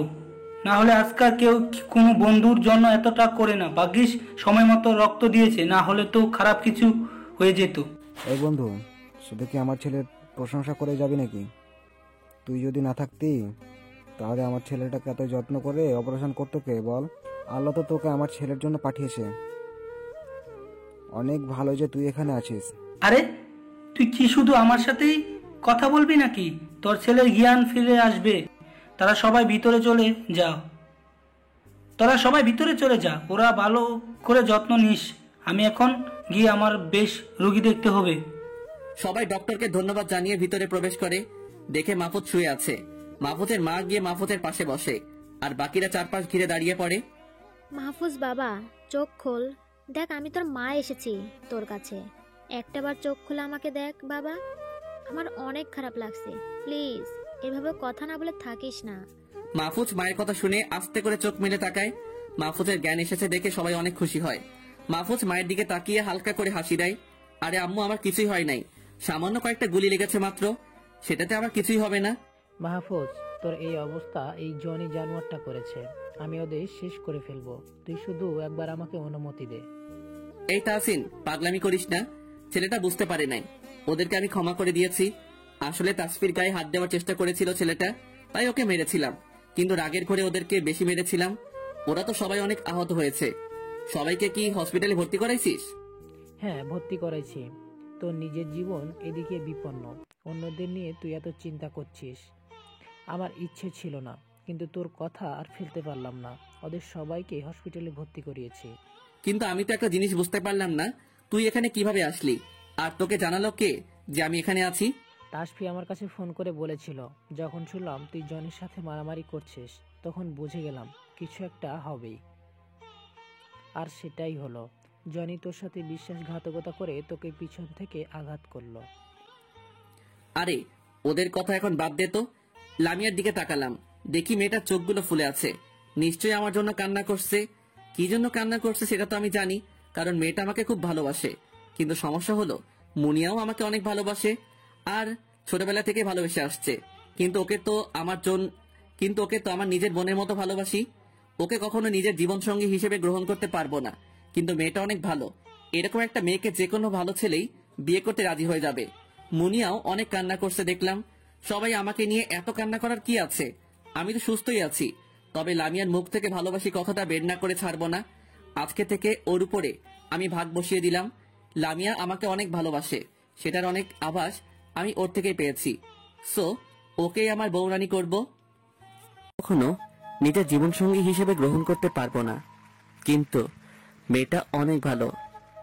এরকম একটা মেয়েকে যে কোনো ভালো ছেলেই বিয়ে করতে রাজি হয়ে যাবে। মুনিয়াও অনেক কান্না করছে দেখলাম। সবাই আমাকে নিয়ে এত কান্না করার কি আছে? আমি তো সুস্থই আছি। তবে লামিয়ার মুখ থেকে ভালোবাসি কথাটা বের না করে ছাড়বো না। আজকে থেকে ওর উপরে আমি ভাগ বসিয়ে নিলাম। লামিয়া আমাকে অনেক ভালোবাসে, সেটার অনেক আভাস আমি ওর থেকে পেয়েছি। সো ওকেই আমার বউরানী করব। লামিয়ার কথাগুলো ভেবে মনে মনে হেসে দিলাম। তখনই আম্মু আমার মাথায় হাত বুলাতে লাগলো। কি রে বাবা, তোর শরীর এখন কেমন লাগছে? তোর কোনো কষ্ট হচ্ছে না তো? আরে না আম্মু, আমার কিছুই কষ্ট হচ্ছে না। আমি একদম ঠিক আছি, কিন্তু বুকের মধ্যে একটু ব্যথা করছে, কারণ গুলিটা যে এসে একেবারে সেনসিটিভ জায়গায় লাগছে। তুই একদম চিন্তা করিস না বাবা, আল্লাহর রহমতে ঠিক হয়ে যাবি। এই যে আপু, কেমন আছো তুমি? তখন থেকে দেখে যাচ্ছি তুমি আমার পাশেই বসে আছো, কিন্তু কোনো কথা বলছো না। মাহফুজ বাবা, তুই ভালো আছিস, এতে আমার আনন্দ সীমা নেই। আমি তোদের হাসি মুখা মুখগুলো দেখতেছি শুধু, আর যে এটার থেকে আর বেশি কিছু চাওয়ার নাই। তোর যখন গুলি লাগলো তখন তো তোর মাকে সান্ত্বনা দিতেই আমার অবস্থা খারাপ হয়ে গেছিল। আমি তো নিজেকে নিজেই সান্ত্বনা করতে পারছিলাম না। নিজের পায়ের নিচে মাটি সরে গেছিল, কিন্তু আমার এক বন্ধুর জন্য শান্ত হতে পেরেছি। সে তো অপারেশনটা করেছে। তোমার সে বন্ধুর প্রতি আমি সারা জীবন ধরে কৃতজ্ঞ থাকবো। আচ্ছা বাবা, জনির আর ওর ছেলেদের কি অবস্থা? তুই এখনো ওদের কথা বলে যাচ্ছিস মাহফুজ?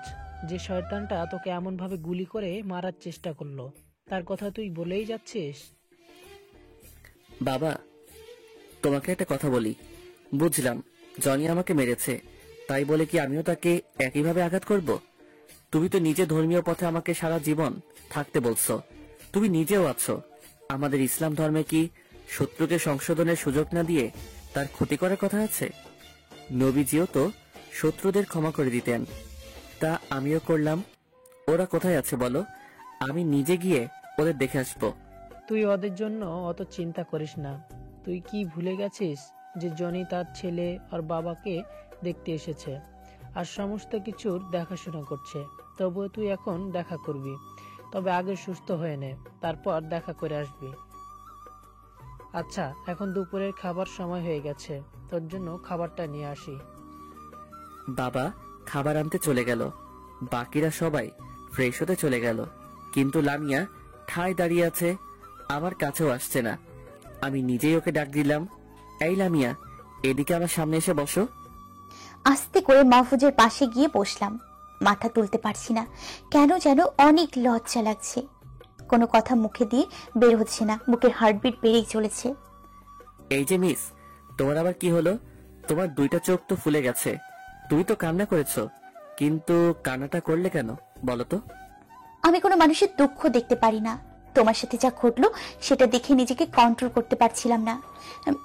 প্রথমে ভয় পেয়েছিলাম তোমার মারামারি দেখে, কিন্তু পরে যখন তোমার শরীরে গুলি মেরে দিল তখন যেন পুরো দুনিয়া আমার চোখে ঘুরেছিল। তুমি আমাদেরকে বাঁচাতে গিয়ে নিজের জীবনকে বিলিয়ে দিচ্ছিলে, নিজেকে কন্ট্রোল করতে পারি নাই। তোমার সাথে প্রথমে তো এইটুকু কথা বলতেই দুজন তো ভালো বন্ধু হয়ে গেলাম। বন্ধু মানেই তো নিজের আপন, আর নিজের আপন কোনো মানুষ যদি বিপদে পড়ে তাহলে তো কান্না আসবেই। শুধু ভালো বন্ধুত্বের জন্যই কি এত বেশি কান্না করতেছিলে, নাকি অন্য কিছু আছে? মাহফুজের কথা একটু চমকে উঠলো। মাহফুজ কি কিছু বুঝে গেল নাকি যে আমি ওকে ভালোবাসি? না না না, ওকে এখনই বলা যাবে না, সময় আসলে ওকে প্রপোজ করে দিব। আরে না, অন্য কিছু কি থাকবে? তুমি এত বেশি বোঝো কেন সবসময়? হ্যাঁ, আমি এখন গেলাম, ফ্রেশ হয়ে আসি, তুমি রেস্ট নাও বলেই লামিয়া দৌড়ে চলে গেল। লামিয়া চলে যাওয়া দেখে না হেসে পারলাম না। সত্যি মেয়েটা খুব লাজুক আর ভীত। আমার তো এইরকমই একটা লজ্জাপতি বউ চাই। এগুলো ভাবছি আর তখনই আম্মু খাবার প্লেট নিয়ে ভিতরে আসলো। এই যে বাবা, তোর জন্য খাবার নিয়ে আসলাম, তোর পছন্দের খাবার। এখন আমি নিজের হাতে খাইয়ে দিব, তুই সবগুলো খেয়ে নিবি। তোমার হাতে খাওয়াটা কি মিস করা যায় নাকি আম্মু? ছোটবেলা থেকেই তো তুমি খাইয়ে দিয়ে আসছো, এখন সুন্দর করে খাইয়ে দাও তো। আম্মু আমার পাশে বসে খাইয়ে দিতে লাগলো। কিছুক্ষণ পর আম্মু আমার মাথায় হাত বুলাতে লাগলো। আচ্ছা আম্মু, এত হাত বুলাচ্ছ কেন বলো তো? নিশ্চয়ই কোনো উদ্দেশ্য আছে। তো বলে ফেলো তো দেখি, কি জানতে চাও এত? আমি তো কোনো কথা তোমার থেকে গোপন রাখি না। আচ্ছা, এই যে নতুন একটা মেয়েকে দেখলাম, তোর গুলি লাগার পরে প্রচুর পরিমাণে কাঁদছিল, আবার তোর অনেক যত্নও করেছে। মেয়েটা তো দেখতে মাশাআল্লাহ একদম পরীর মতো দেখতে। একে আমার বৌমা করলে তো খুব খুশি হতাম। যাক, তাহলে আল্লাহ মনে হয় তোমার কথা শুনেছে। শোনো আম্মু, মেয়েটা শুধু দেখতেই সুন্দর সেটা না, ওর মনটাও খুব ভালো, কিন্তু একটু ভীত আর কি। আর আম্মু, খুশির সংবাদ হলো মেয়েটা আমাকে অনেক ভালোবাসে। তাসফি স্কুলে যেদিন আমি যাই সেদিন থেকে নাকি আমাকে দেখে তার পছন্দ হয়ে গেছে। বলিস কি, মেয়েটা তোকে ভালোবাসে? হ্যাঁ, শুধু ওই আমাকে ভালোবাসে সেটা না, আমি ওকে অনেক পছন্দ করি। ওর নামটা খুব মিষ্টি, নামটা হলো লামিয়া। সে কবে থেকে আমাকে ভালোবেসে আসছে, কিন্তু আমাকে বলতে পারছে না। তুমি তো জানো আম্মু, মুনিয়াও আমাকে ভালোবাসে। ছোটবেলা থেকে দুজনে একসাথে বড় হয়েছি। মুনিয়া সে ছোটবেলায় আমাকে প্রপোজ করেছিল, আবার যখন সবকিছু বুঝতে শিখলো তখন একবার করেছে, কিন্তু আমি তো না করে দিয়েছি ওকে, কারণ আমি মুনিয়াকে নিজের বোনের মতোই ভাবি, তাই ওকে গ্রহণ করি নাই। হ্যাঁ, সেটা তো আমি জানি। তুই তো বলেই দিয়েছিস যে মনিয়াকে তুই বিয়ে করতে পারবি না। তবে একটা কথা হলো, মনিয়া এখনো তোকে ভালোবাসে। আরে তুই কি লামিয়ার বাবা মাকে চিনিস? না, আমি ভালো করে ওদের কাউকে চিনি না, তবে আমার পেতনি বোনটা ওদের সবাইকে চেনে। লামিয়ার সাথে তো তাসফি আমাকে পরিচয় করিয়ে দিয়েছিল, তাহলে তাসফি সবই জানে ওদের ব্যাপারে। তাহলে তো ভালোই হলো, তাসপিও নতুন ভাবি পাবে, আমিও বৌমা পাবো। আমার আর কোনো কষ্টই থাকবে না। তুই সুস্থ হয়ে যা, তারপর লামিয়ার বাবা মায়ের সাথে কথা বলে তোদের বিয়ে ডেট ফাইনাল করে ফেলবো, যদি লামিয়ার বাবা মা রাজি হন।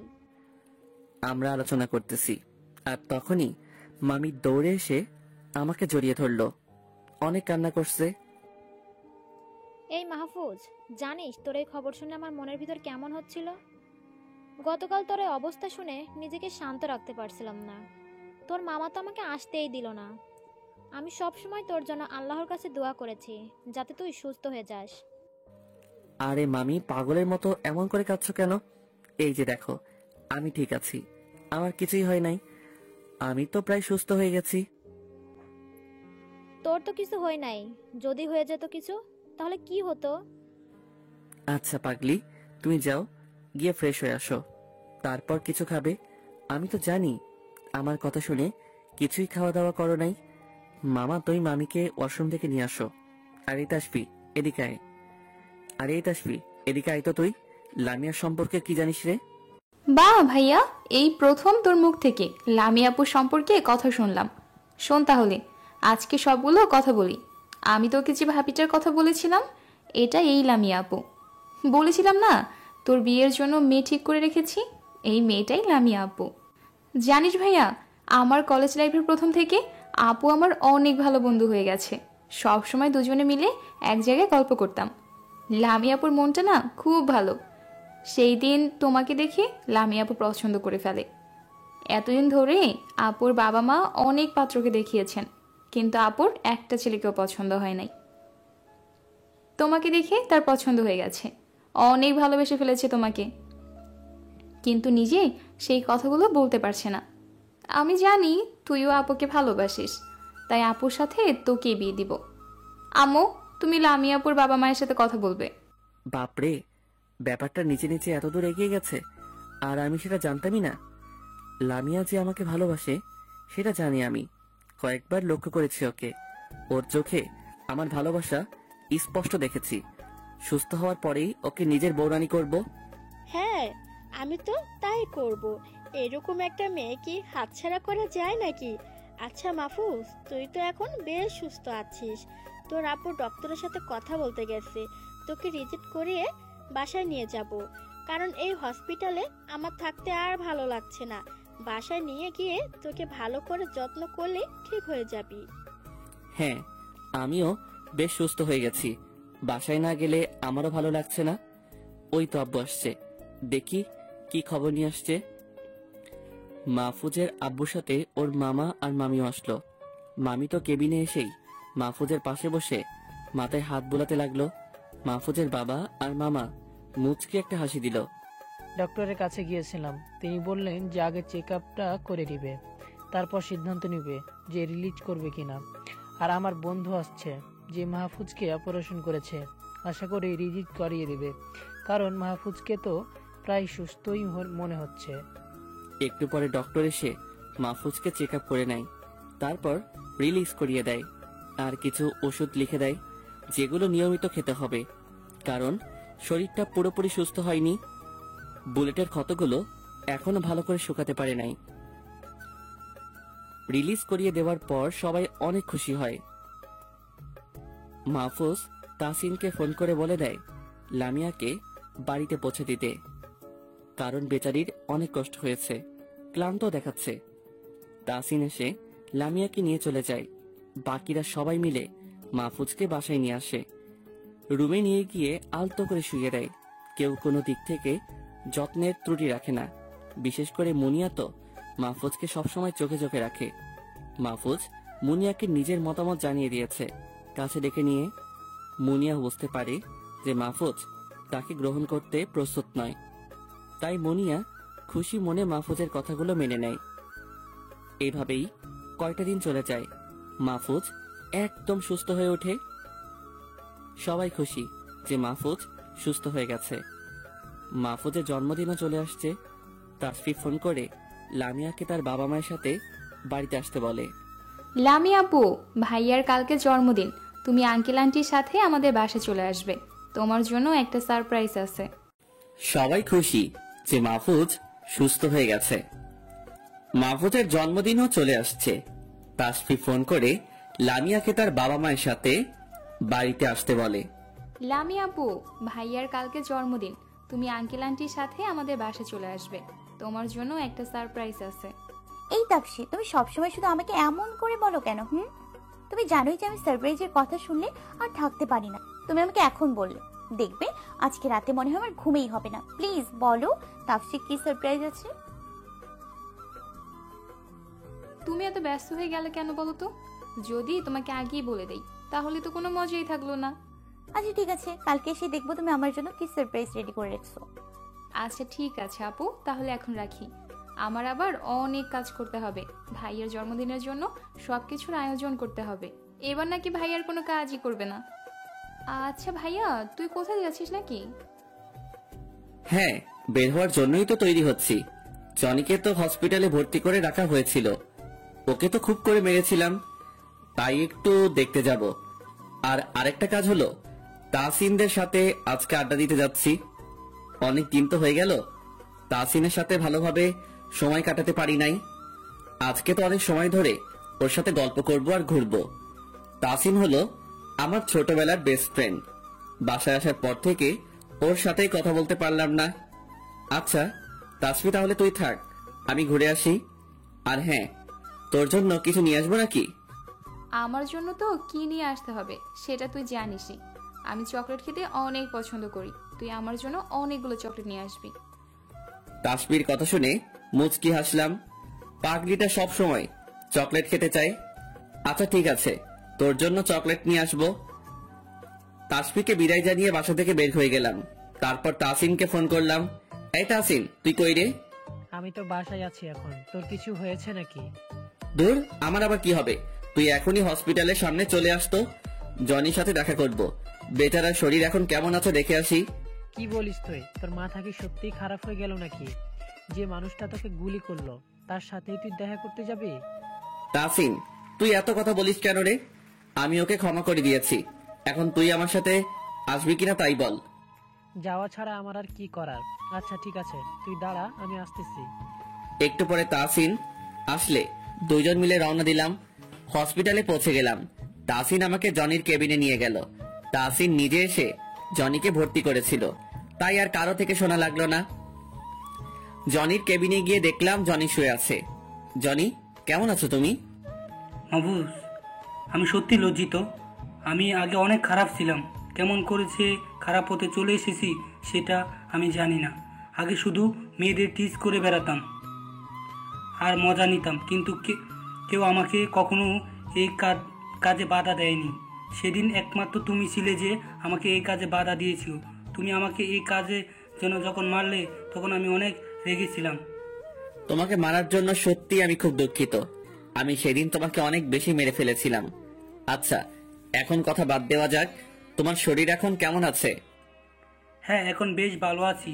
তোমাকে তো আমি গুলি করেছিলাম, এখন তোমার শরীর কেমন আছে? হ্যাঁ, এখন অনেক ভালো আছি। আচ্ছা জনি, তাহলে আমি এখন আসি, আমার অনেক কাজ আছে। আচ্ছা ঠিক আছে, যাও। জনির থেকে বিদায় নিয়ে বাইরে চলে আসলাম। যাক, জনি নিজের ভুলটা তো বুঝতে পারছে, এটাই অনেক। তারপর তাসফির জন্য অনেকগুলো চকলেট নিয়ে বাসায় ফিরলাম। কলিং বেল বাজাতেই তাসফি এসে দরজা খুলে দিল। এই পেতনি, ধর, তোর জন্য আইসক্রিম নিয়ে আসছি। তাসফি আইসক্রিমগুলো পেয়ে অনেক খুশি হয়, তারপর নিজের ঘরে চলে যায়। তাসফি খুশি হয়েছে দেখে মাহফুজও অনেক খুশি হয়। মাহফুজ শুধু একটা জিনিসই আল্লাহর কাছ থেকে চায়, সেটা হলো আল্লাহ যেন তার পরিবারকে সব সময় খুশি রাখে। মাহফুজ শুধু ভাবতে থাকে যে তার পরিবারকে কিভাবে খুশিতে রাখা যায়, বিশেষ করে তার ছোট বোনটাকে কিভাবে খুশি করা যায়। মাহফুজ তাসিনকে নিয়ে নিজের রুমে চলে যায়। তারপর বাকি বন্ধুদেরকে ফোন করে বাসায় আসতে বলে। একটু পরে সবাই আসলে মাহফুজ আড্ডাটাকে জমিয়ে ফেলে। হঠাৎ করে তাসফি সবার আড্ডার মাঝখানে চলে আসে। ভাইয়া, তোর সাথে আমার অনেক গুরুত্বপূর্ণ কথা আছে, আমার সাথে একটু বাইরে আয় তো। আচ্ছা চল বাইরে। তারপর তাসফির সাথে বাইরে গেলাম। কিরে, কি হইছে? এভাবে ডেকে নিয়ে আসলি কেন? আরে গাধা, এত তাড়াতাড়ি দেখি সব কিছু ভুলে যাস। কালকে তো তোর জন্মদিন, তাসফি আপুকে দাওয়া দিয়ে দিয়েছি, আর আপু তাসফি আব্বু আম্মুর সাথে কথা বলেছে। তারা তো তোকে একেবারে জামাই হিসেবে মেনে নিয়েছে। এদিকে লামিয়া আপু তোর প্রেমে হাবুডুবু খাচ্ছে। কালকে লামিয়া আপুকে প্রপোজ করার জন্য সবকিছু রেডি করতে হবে।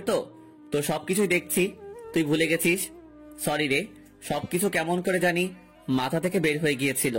আমি আজকে রাতেই তাসিনকে নিয়ে সবকিছু রেডি করে ফেলতেছি, তুই কোনো চিন্তা করিস না। তাসফির সাথে কথাবার্তা বলে বন্ধুদের কাছে চলে আসলাম। আড্ডা শেষ করে তাসিনকে সবকিছু জানালাম। দেখ দোস্ত, আজ রাতের মধ্যেই সবকিছু শেষ করতে হবে। কালকে লামিয়াকে অনেক বড় একটা সারপ্রাইজ দিব। আরে এসব নিয়ে কোনো চিন্তা করিস না, আমি ঠিক যেভাবে বলবো সেভাবেই কাজ করবি, দেখবি লামিয়া খুশি না হয়ে পারবেই না। ধন্যবাদ দোস্ত, তুই আমার পরনের বন্ধু রে। ওরে মনোবন্ধু ছাড়া লাইফ ইম্পসিবল, আজকে বুঝলাম। এই, তোর কি আজকে ভূতে ধরলো নাকি রে? জীবনে তো তোর মুখ থেকে আমার নিয়ে একটা ভালো কথা শুনলাম না, আর আজকে তো একেবারেই প্রশংসায় উল্টে পড়ছে। সবটাই তাহলে ওই লামিয়ার জন্য, তাই না? লামিয়া আমার সম্পর্কে ছোট বোন হয়, ওর জন্য আজকে এত ভালো কথা শুনতে পারলাম। যাক, আমার জীবনটাই ধন্য। তাসিনের কথা শুনে মাহফুজ আর তাসফি হেসে দেয়। তারপর সবাই মিলে অনেক মজা করে। রাতেই জন্মদিনের সমস্ত আয়োজন শেষ করে ফেলে। বিশেষ করে লামিয়ার জন্য ছাদের উপরে খুব সুন্দর করে ডেকোরেশন করে। এই আয়োজন দেখে সবাই অনেক খুশি। সবকিছুর দেখাশোনা করে তার মায়ের কাছে গেলাম। গিয়ে দেখি মুনিয়া আর আম্মু গল্প করছে। কিরে লামিয়া, শুধু কি আম্মুর সাথে গল্প করে জীবন কাটিয়ে দিবি নাকি? কোনো কাজই তো করিস না। এই যে ভাইয়া, একদম না জেনে কথা বলবে না। এত সময় ধরে খালামুনির সাথে কাজ করলাম, এখন দুজনেই অনেক ক্লান্ত। আচ্ছা মাহফুজ, এখন ঝগড়া করিস না, এখন কাছে আয় তো। আম্মুর কাছে গিয়ে অনেক সময় ধরে গল্প করলাম। এভাবে রাতটা কেটে গেল। পুরো দিনটা ভালোভাবে কেটে গেল। সন্ধ্যার সময় ইনভাইটেড গেস্টরা চলে আসলো। সবাই মিলে ইয়া বড় একটা কেক নিয়ে আসলো। কেক কাটা শেষ হয়ে গেলে লামিয়াকে নিয়ে ছাদে চলে গেলাম। সেখানে লামিয়াকে আমাদের প্ল্যান মতো প্রপোজ করলাম। লামিয়া তো এইভাবে সারপ্রাইজটা পেয়ে খুশিতে আত্মহারা। সবকিছু প্ল্যান মতো ভালোভাবে শেষ হয়ে গেল। এদিকে মাহফুজের বাবা মা বিয়ের সমস্ত কথা শেষ করে ফেললো। সবাই অনেক খুশি। আর হ্যাঁ পাঠক বন্ধুরা, আমিও অনেক খুশি। সবাইকে বিয়ের দাওয়াত দিলাম, এসে খেয়ে যাবেন। এভাবে শেষ হলো আরেকটি ভালোবাসাময় জীবনের গল্প। ভালো থাকবেন সবাই। সমাপ্ত। দেখা হবে আবার নতুন কোনো গল্প নিয়ে।